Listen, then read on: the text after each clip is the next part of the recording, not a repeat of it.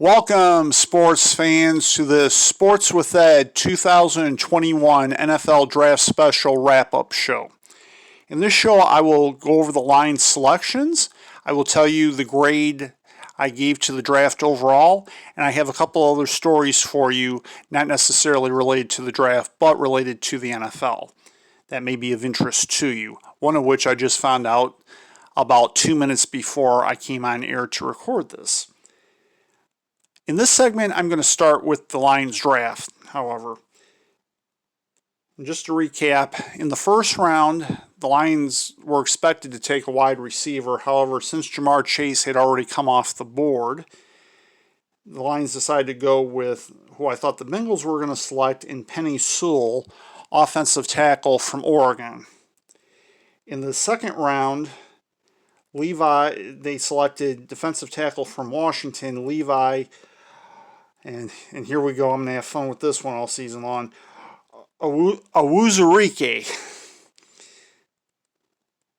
Now, both he and Penei Sewell, aside from being from Pac-10 schools, I would suspect that they will start immediately, to be sure. In the third round, the Lions took Ali McNeil, defensive tackle from NC State. And then with their other third-round selection, they took Afitu Milifanu, cornerback from Syracuse.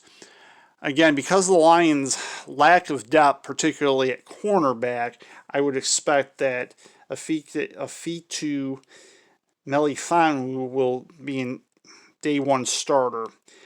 Ali McNeil will be interesting, though. I don't know if they're going to have him rotate with Levi Wuzurike opposite Michael Brockers, which I would assume would be the case. That way it would take pressure off of them. Or they very well both could be competing for the starting defensive tackle spot opposite Michael Brockers. That's going to be interesting to see. With their first fourth-round selection, they took Amon-Ra St. Brown, wide receiver from USC. And he is a possession receiver, and I believe he may actually be a better wide receiver than the one I thought they ought to take, and that was the one from Oklahoma State. He's taller by an inch than him. He's more of a possession receiver. The other guy had breakaway speed, which I think the Lions need. But right now, they could very much use a possession receiver, and he may very quickly rise within a couple of years, become the Lions' best wide receiver, pending free agency after the 2021 season. And then the Lions made a trade with the Browns to get their other fourth-round selection, which was the selection right afterwards.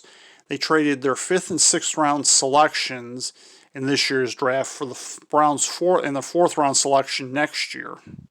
Actually, back that up. I believe it was the fifth-round selection this year. The Lions didn't have a sixth-round selection because they'd already traded. And fourth-round selection in next year's draft to get the Browns' fourth-round selection.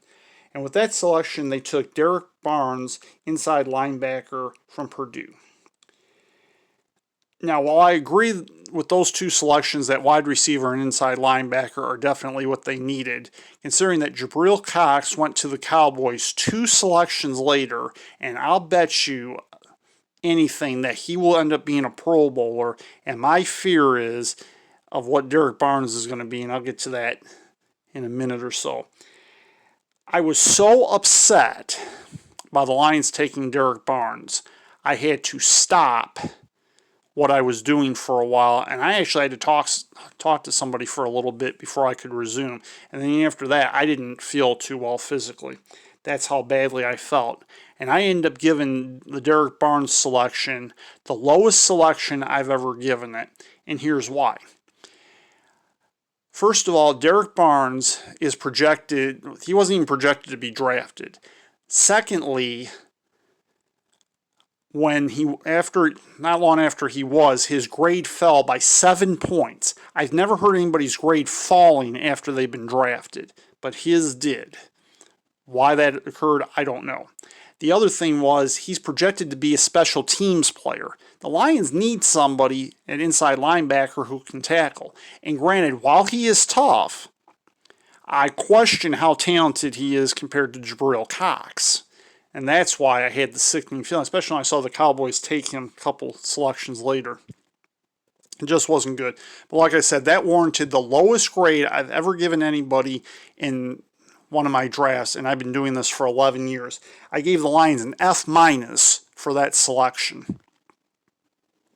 So, I mean, all Derek Barnes can be is upside. It's nothing against him personally. I just think they ought to have gone with Jabril Cox, in my opinion. And then, like I said, the Lions didn't have a 5th or 6th round selection, in part because of the trade with the Browns. So the last selection was Jamar Jefferson, running back from Oregon State, who was the 3rd to last selection of the draft. And again, Jamar Jefferson may make his the 3rd running back. He may have to be put on the practice squad, but that seemed like an okay selection to me. I was okay with Penei Sewell being selected. I actually gave that his selection a B. I gave Levi Aruzarike an A minus because I really liked what I saw and what I read of him, and I think for being a 2nd round selection, he was a good one. However, Aleem McNeil, Lions could have taken an inside linebacker in that draft. They ought to have addressed other needs and not gone right back to defensive tackle. That's why I gave that selection a D, I believe it was. And I wasn't trying to do this, but when you spell it out, the first 3 selections spelled bad. And it didn't get much better again after that, especially with the Derek Barnes selection. All in all, and I didn't realize this until I was jotting all this down just before this show, but Brad Holmes in the game selected 4 players from Pac-12 schools, and not one person from the SEC, which makes me wonder because I believe if you were to look at the conference breakdown, the SEC had more players drafted once again, and it's probably at least the 5th year in a row that's occurred than any other conference. And definitely they could have taken Jabril Cox and ought to have taken Jabril Cox, but there were other SEC type players they could have taken. I don't know offhand of any. I know the wide receiver from Oklahoma State was on my list, and I don't remember about round 2. I'd have to go back to what I said at the time. Overall, I gave the Lions a C+, which turns out to be the same grade I gave them last year. All in all, considering the hype, the speak, and the hiring of Chris Spielman, I don't think the Lions have improved at all. If they had, there's no way they would have ever taken Derek Barnes.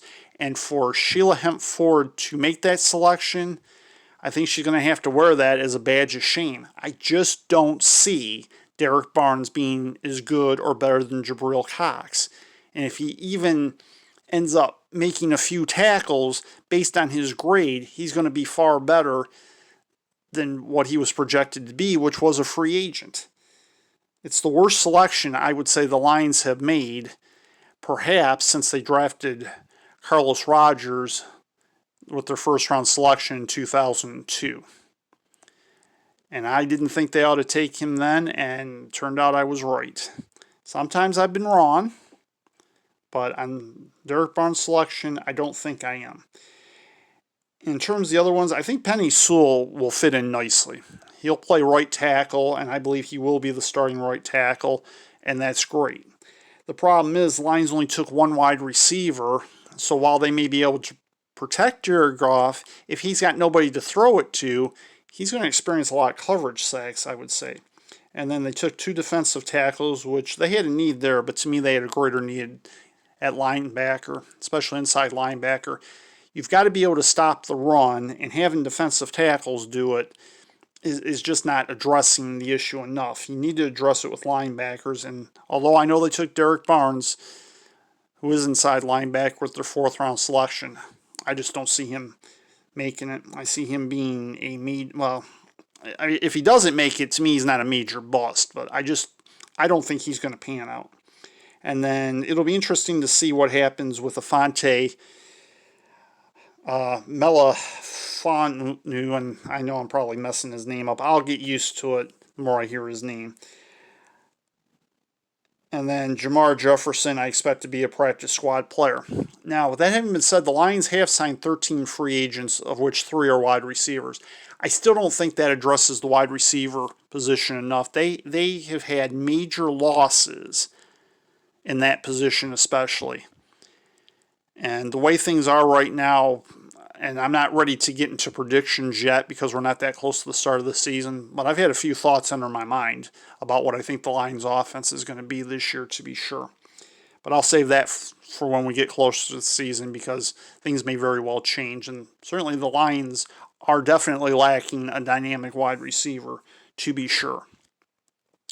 In the next segment, I'm going to discuss what's been mentioned about Aaron Rodgers, in particular, the last several days. Stay tuned to this Sports with Ed 2021 NFL Draft Special on Ed's Sports Channel.